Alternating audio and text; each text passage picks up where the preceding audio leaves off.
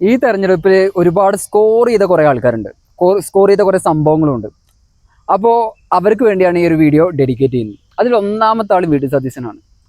ഇത്രയും പ്രിസൈസ് ആയിട്ട് പ്രെഡിക്റ്റ് ചെയ്യാൻ പറ്റുന്ന ഒരു നേതാവ് കേരളത്തിൽ, ഇന്ത്യയിൽ ഉണ്ടാവുമോ? എന്തുവാടേത് 100 എന്ന് പറഞ്ഞില്ല, 102 103 സീറ്റ് UDF നേടുമെന്ന് പറഞ്ഞെന്ന് മാത്രമല്ല അച്ചട്ടായിട്ട് സംഭവിച്ചു. 100+ ആണ് UDF. UDF 100+. എഴുതി വെച്ചോ, 100+. ഞാൻ പോളിംഗ് കൂടി കഴിയുമ്പോൾ ഒന്നുകൂടി പറയാം, കറക്റ്റായിട്ട് പറയാം, അത് കുറയില്ല. ഇതൊക്കെ എങ്ങനെയാണ് ഒരാൾക്ക് പ്രെഡിക്റ്റ് ചെയ്യാൻ പറ്റുക എന്ന് ചോദിച്ചാൽ, അത് ജനങ്ങളിലേക്ക് ഇറങ്ങി ജനങ്ങളുടെ പൾസറിഞ്ഞ് കാര്യങ്ങൾ വിശകലനം ചെയ്യാൻ പറ്റുന്ന നേതാക്കന്മാരുണ്ടാവണം. അതിൻ്റെ ഒരു ബെറ്റർ റിസൾട്ടാണ് ഈ ഒരു തെരഞ്ഞെടുപ്പിൽ കോൺഗ്രസിന് കിട്ടിയത്. പിന്നെ രണ്ടാമത്തത് പാലക്കാട് നിന്നാണ്. പാലക്കാട് ഒരു രക്ഷാപ്രവർത്തനം കണ്ടു. പണ്ട് ചെടിച്ചട്ടി കൊണ്ട് രക്ഷാപ്രവർത്തനം നടത്തിയ പിണറായി വിജയനെയും ആ നവകേരള ബസ്സിനൊക്കെ എല്ലാവർക്കും ഓർമ്മ ഉണ്ടാവും. അതുപോലത്തെ രക്ഷാപ്രവർത്തനം പോലീസുകാരുടെ കയ്യിൽ നിന്ന് CPM-മാർക്ക് കിട്ടിയിട്ടുണ്ടായിരുന്നു ഇന്നലെ.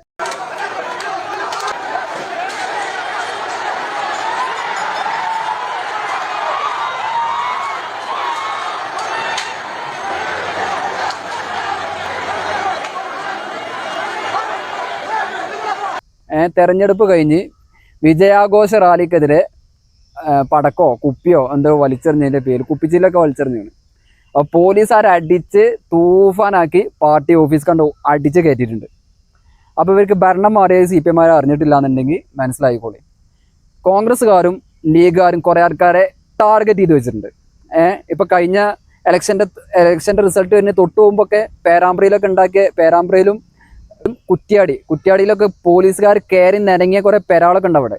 അവരൊക്കെ ടാർഗറ്റ് ചെയ്ത് തന്നെ ഞങ്ങൾ വെച്ചിട്ടുണ്ട്. അവർക്കൊക്കെ കിട്ടും, അവർക്കൊക്കെ സസ്പെൻഷനും കിട്ടും. ചിലപ്പോൾ അതല്ല, അവരൊക്കെ സ്ഥലം മാറ്റാൻ പറ്റുകയാണെങ്കിൽ സ്ഥലം മാറ്റി ഡിസ്മിസ് ചെയ്യാൻ പറ്റുന്ന ഡിസ്മിസും ചെയ്യും.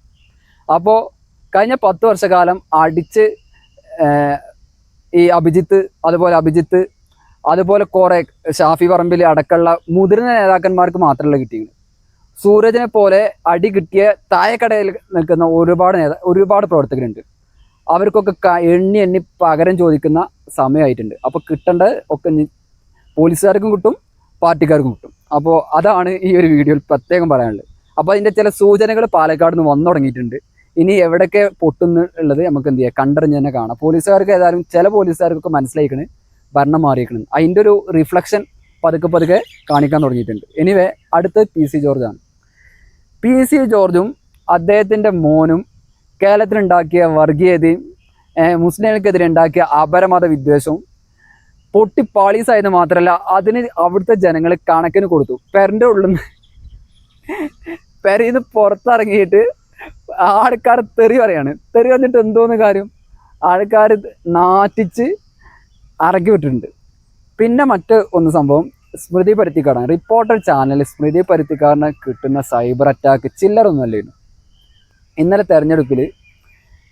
തെരഞ്ഞെടുപ്പിൻ്റെ റിസൾട്ട് വരുന്നവരെ അരുൺ കുമാറും പിന്നെ സുനിലും പിന്നെ ആൻഡോ അഗസ്റ്റിനും ഇവരൊക്കെ മാധ്യമപ്രവർത്തകരാണോ എന്ന് പോലും സംശയമാണ്. PR വർക്കിന് വേണ്ടി മാത്രം ഉണ്ടാക്കിയ ഒരു ചാനൽ.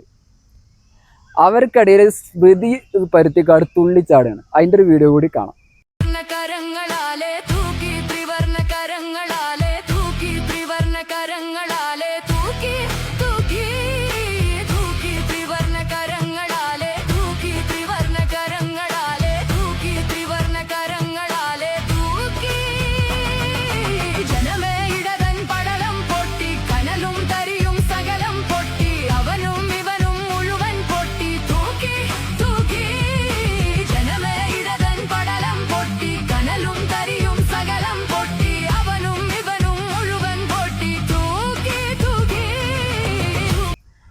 അടുത്തൊന്ന് ആരിഫ് ഹുസൈനാണ്. മുസ്ലിം മതവിശ്വാസികൾ വേദനിച്ച കുറേ സന്ദർഭം ഈ കഴിഞ്ഞൊരു 5 വർഷക്കാലം ഉണ്ടായിട്ടുണ്ട്. ഒരുപാട് വിഷജീവികൾ പുറത്തിറങ്ങി നമ്മൾ മുസ്ലിംസ് ഒരു രാജ്യദ്രോഹികളാണ്, രാജ്യത്തിനെതിരെ പ്രവർത്തിക്കുന്ന ആൾക്കാരാണ്, ഇവർ മാത്രം കുറേ ദേശീയവാദികളും രാജ്യസ്നേഹികളായ കുറേ ആൾക്കാർ വന്നിട്ടുണ്ടായിരുന്നു. ശശികല, വിശകല, ആരിഫ് ഹുസൈൻ്റെ ഒക്കെ പ്രഡിക്ഷൻ കണ്ടുകൊണ്ട് അവർക്കൊക്കെ പിണറായി സർക്കാർ വരാനും BJP വരാനും എന്തായിരുന്നു ആഗ്രഹം? ജയിക്കും, എന്താണ് അഭിപ്രായം? എന്റെ ബലമായ വിശ്വാസം എന്ന് പറയുന്നത്, അല്ലെങ്കിൽ ഒരു കാഴ്ചപ്പാട് പ്രകാരം ഇടതുപക്ഷം 3ാമത് കയറാനുള്ള സാധ്യതയാണ് കാണുന്നത്. അത് ഇനിയിപ്പോ ഒറ്റയ്ക്ക് കയറിയില്ല എന്നുണ്ടെങ്കിൽ ഒരു തൂക്ക് മന്ത്രിസഭ ആവുന്ന ഒരു ഘട്ടം വന്നാൽ തന്നെ, അല്ലെങ്കിൽ അങ്ങനെ ഒരു ബലാബലം വന്നാൽ തന്നെ BJP ഒരു നിർണായക ഒരു ശക്തിയായി മാറാൻ BJP പിന്തുണയോടെ ഇടതുപക്ഷം ഭരിക്കും സാധ്യത കൂടുതലാണ്. പിന്നെ വിശകല വേറുണ്ട്. അതുപോലെ വെള്ളാപ്പള്ളിനെ പറയാതെ പോകാൻ പറ്റൂല. അപ്പോൾ അങ്ങനത്തെ ആൾക്കാർക്കൊക്കെ കിട്ടി അതിൻ്റെ ആരിഫ് ഹുസൈൻ്റെ ഒക്കെ പ്രൊഡിക്ഷൻ വേണമെങ്കിൽ ഈ ഒരു വീഡിയോയിൽ കാണാൻ പറ്റും. ഓക്കെ, അവർക്കൊക്കെ നന്നായിട്ട് കൊട്ടി തട്ടിയിട്ടുണ്ട്. ഈ ബ്ലാസ്ഫെമി എന്ന് പറഞ്ഞ ഒരു ക്രൈമാണ് ശരിക്കും. പക്ഷേ അത്തരത്തിൽ സൈബർ ഇടങ്ങളിൽ കൂത്താടി നടന്ന കുറേ ആളുകളുണ്ട്. അവർക്കൊക്കെ ഈ ഒരു തെരഞ്ഞെടുപ്പ് കഴിഞ്ഞ് ഇനി അവർ ആ കൂത്താട്ടം അവർ കുറച്ച് കുറഞ്ഞു കിട്ടും. അല്ലെങ്കിൽ ഈ ലീഗും UDF അത് കുറപ്പിച്ച് തരും. അതിനുള്ള മാൻഡേറ്റ് ആണ് UDF-നും അതുപോലെ UDF-നും ലീഗിനും കോൺഗ്രസിനും ജനങ്ങൾ കൊടുത്തത്. ജനങ്ങൾ സഹിക്കൂല. കേരളത്തിന് പരിചയമില്ലാത്ത മതധ്രുവീകരണവും മതവിദ്വേഷം അപരമതവിദ്വേഷം പ്രചരിപ്പിക്കുന്ന ആൾക്കാർക്കൊക്കെ ഉള്ള കൃത്യമായ മെസ്സേജാണ് ഈ തെരഞ്ഞെടുപ്പിൽ കൊടുത്തത്. പിന്നെ KT ജലീലിനെ കുറിച്ചൊന്നും പറയാതിരിക്കാൻ നല്ലത്. വയനാട് പുനരധിവാസവുമായി ബന്ധപ്പെട്ട് ലീഗിൻ്റെ വീടുകളെക്കുറിച്ചും ലീഗിൻ്റെ പ്രവർത്തനത്തെക്കുറിച്ചൊക്കെ KT ജലീൽ പറഞ്ഞ് അവസാനിപ്പിച്ചിടത്തുനിന്നാണ് തുടങ്ങാനുള്ളത്. അപ്പോൾ ആട് ജലീലിൻ്റെ കാലാവധി കഴിഞ്ഞു. അപ്പോൾ കുഞ്ഞാലിക്കുട്ടിനെ തോൽപ്പിച്ചു എന്നുള്ള ആ ഒരു പ്രസ്റ്റേജ് ലീഗുകാരനെ തീർത്തു കൊടുത്തിട്ടുണ്ട്. തവനൂർ VS ജോയിലൂടെ മടക്കി എടുത്തു എന്ന് മാത്രമല്ല, ഇനിയൊരു തിരിച്ചുവരവ് നമ്മുടെ തവനൂരിൽ നമ്മുടെ KT ജലീൽ ഉണ്ടാവും എന്ന് ചോദിച്ചാൽ ഇല്ല.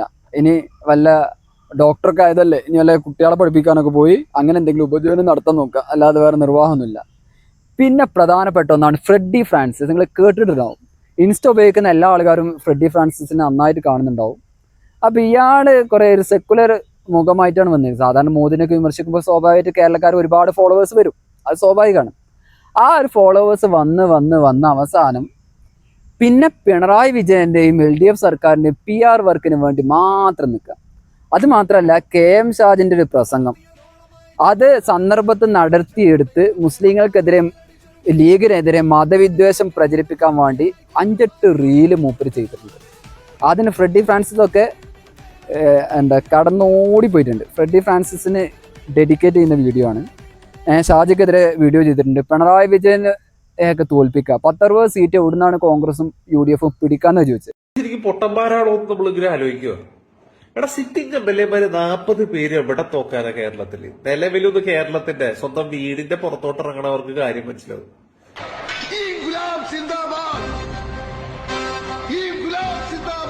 ഇപ്പൊ കണ്ടോളി, 10-60 സീറ്റൊന്നല്ല. കഴിഞ്ഞ 99 സീറ്റിനേടെ അധികാരത്തിലേക്ക് വന്ന LDF-നെ 102-103 സീറ്റ് നേടിയെടുത്തിട്ടാണ് UDF സർക്കാർ അധികാരത്തിലേക്ക് വരുന്നത്. അപ്പോൾ എവിടുന്നാണ് പിടിക്കാന്നുള്ളത് കൃത്യമായിട്ട് UDF സർക്കാർ കാണിച്ചു കൊടുത്തിട്ടുണ്ട്. അപ്പോൾ ഫ്രെഡി ഫ്രാൻസിസ് ഒന്ന് ഓർക്കുന്നത് നന്നാവും. പിന്നെ പയ്യന്നൂരിലുള്ള കുഞ്ഞികൃഷ്ണൻ്റെയും അതുപോലെ ഇയാളുടെയും വിജയം, ഗോവിന്ദൻ്റെയും വിജയം സത്യത്തിൽ കേരളത്തിലെ ജനങ്ങൾ ആഗ്രഹിച്ചിരുന്ന, മതേതര വിശ്വാസികൾ ആഗ്രഹിച്ചിരുന്ന വിജയമാണ്. അത് CPM-ൻ്റെ സഖാക്കൾ കേഡർ വോട്ടുകൾ ഒന്നടക്കം നൽകിക്കൊണ്ട് തെളിയിച്ചു കൊടുത്തു.